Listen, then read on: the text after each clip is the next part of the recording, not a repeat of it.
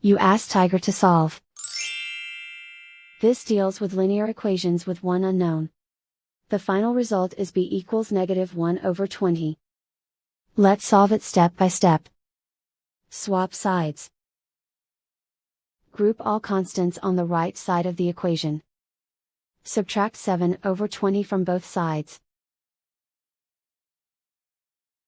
Combine the fractions. Combine the numerators. Reduce the zero numerator. Simplify the arithmetic. Find the lowest common denominator. Multiply the denominators. Multiply the numerators. Combine the fractions. Combine the numerators.